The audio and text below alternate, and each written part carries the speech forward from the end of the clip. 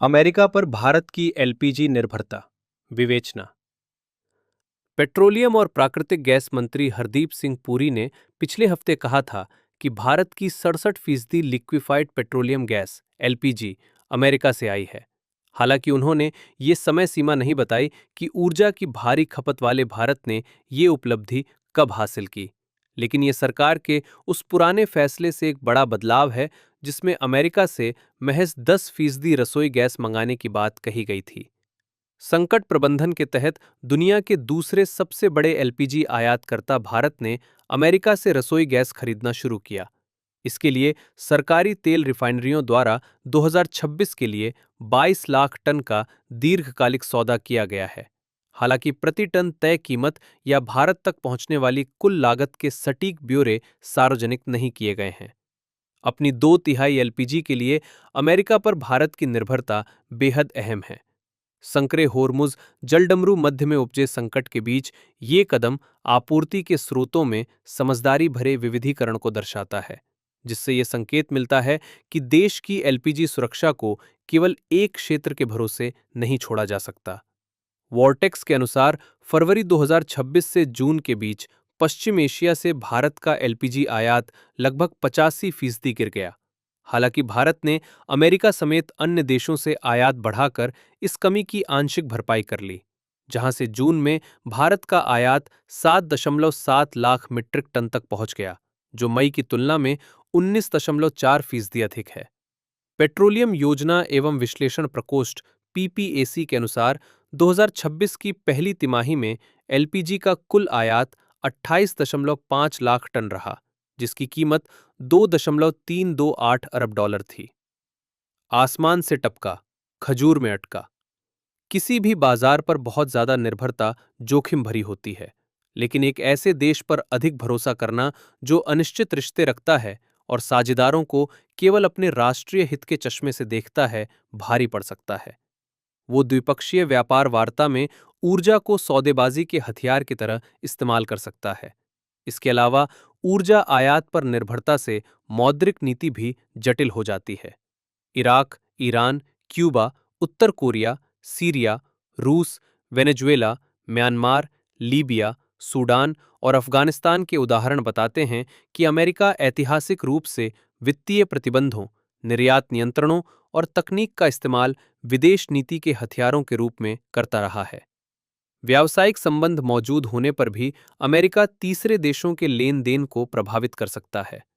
Lindsey ओ Graham sanctioning रूस and Iran act of 2026, जो रूसी तेल और प्राकृतिक गैस के शीर्ष 5 खरीदारों पर 100% तक शुल्क लगाने का प्रस्ताव करता है, एक गैर टैरिफ व्यापार बाधा है।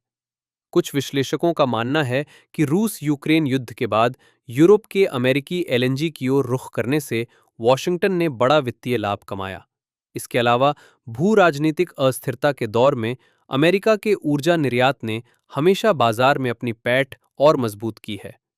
Institute for energy economics and financial analysis का कहना है, रूसी गैस से मुंह मोड़ने के कारण अमेरिकी एलएनजी पर यूरोपीय संघ की रणनीतिक निर्भरता बढ़ गई है, जो यूरोपीय खरीदारों के लिए सबसे महंगी एलएनजी है। कम दूरी की कम लागत, दीर्घकालिक बिक्री व खरीद समझौतों पर आधारित। पश्चिम एशियाई आपूर्ति के उलट अमेरिका के ऊर्जा निर्यात पर व्यापार और अन्य एजेंडों का असर पड़ सकता है, जिससे निर्भरता का जोखिम बढ़ जाता है। पारंपरिक रूप से खाड़ी क्षेत्र पर निर्भर रहने वाले भारत के लिए, जो अपनी कुल खपत की लगभग 60% एलपीजी आयात करता है और जिसका लगभग 90% हिस्सा होर्मुज जलडमरू मध्य से होकर गुजरता है, दूरी के आधार पर मिलने वाले कम दाम का लाभ छिन सकता है। खाड़ी से माल पहुंचने में जहां 5 से 10 दिन लगते हैं, वहीं अमेरिका से जहाज़ों को आने में आमतौर पर 25 से 35 दिन का समय लगता है। हालांकि अमेरिकी एलपीजी मॉन्ट बेलव्यू प्रोपेन आधारित पश्चिम एशियाई आपूर्ति की तुलना में प्रतिस्पर्धी बढ़त का दावा करती है, लेकिन हकीकत यह है कि अमेरिकी गैस उत्पादन के स्तर पर भले ही सस्ती हो, खाड़ी की एलपीजी समुद्री परिवहन की बेहद कम दूरी के कारण भारत पहुंचने पर आमतौर पर सस्ती पड़ती है। हालांकि मौजूदा भू राजनीतिक जोखिमों के कारण पश्चिम एशिया से आपूर्ति की लागत अस्थायी रूप से बढ़ गई है, जिससे ये गणित थोड़ा बदल गया है। राजनीतिक ईंधन। भारत के लिए रसोई गैस महज एक सामान नहीं, बल्कि एक राजनीतिक रूप से संवेदनशील ईंधन है। इसकी किल्लत के सामाजिक और राजनीतिक दुष्परिणाम हो सकते हैं।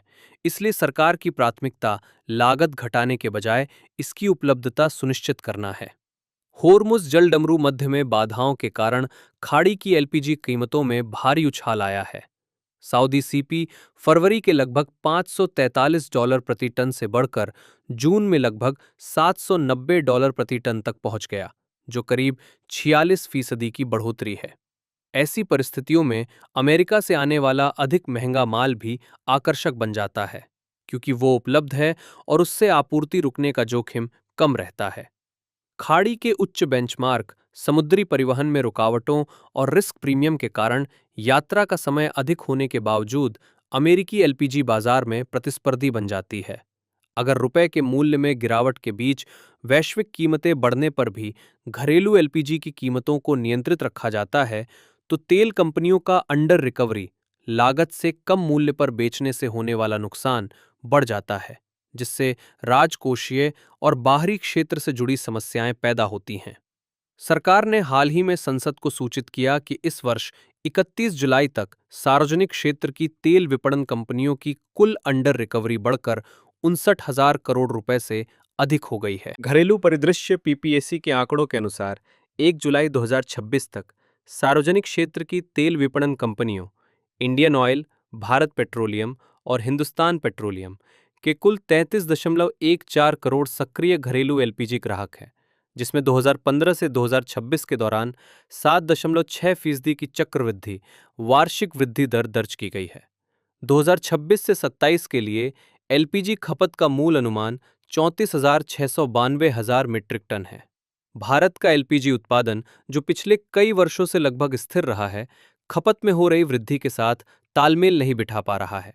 वित्त वर्ष 2027 की पहली तिमाही में जहां एलपीजी का उत्पादन 43 लाख मीट्रिक टन था, वहीं खपत 65 लाख मीट्रिक टन रही। रिफाइनरियों को प्रोपेन, ब्यूटेन और अन्य स्ट्रीम्स को एलपीजी पूल में डाइवर्ट करके एलपीजी उत्पादन को अधिकतम करने का निर्देश दिया गया था। वित्त वर्ष 2027 की पहली तिमाही के अनुसार एलपीजी उत्पादन में सालाना आधार पर 35.73% की बढ़ोतरी हुई और ये कुल 42.6 लाख मीट्रिक टन तक पहुंच गया। संकट के चरम दौर में भारत की तेल विपणन कंपनियों ने एलपीजी के अपने कुल दैनिक उत्पादन को 34,000 मीट्रिक टन से बढ़ाकर 55,000 मीट्रिक टन कर दिया, जिससे देश को आयात में आई कमी के प्रभाव को कुछ हद तक संभालने में मदद मिली। जरूरी कदम। ऑस्ट्रेलिया रणनीतिक लाभ प्रदान करता है क्योंकि ये हिंद प्रशांत क्षेत्र में है, हॉर्मुज से बाहर है और अमेरिका की तुलना में इसका मार्ग छोटा है, लेकिन इसका निर्यात परिमाण बहुत कम है। अर्जेंटीना, नाइजीरिया और अंगोला संभावित बाजार हो सकते हैं, जो रणनीतिक लचीलापन प्रदान कर सकते हैं, हालांकि वे खाड़ी से होने वाली आपूर्ति की जगह नहीं ले सकते। ऊर्जा सुरक्षा का मतलब एक की जगह दूसरे को लाना नहीं है, बल्कि ये सुनिश्चित करना है कि किसी एक खिलाड़ी के पास सारे पत्ते न हों। इसके बजाय भारत को घरेलू उत्पादन को मजबूत करना चाहिए, कई आपूर्ति श्रृंखलाओं को बढ़ावा देना चाहिए, फॉरेक्स हेजिंग उपकरणों को बेहतर बनाना चाहिए और अधिक रणनीतिक भंडार बनाने चाहिए।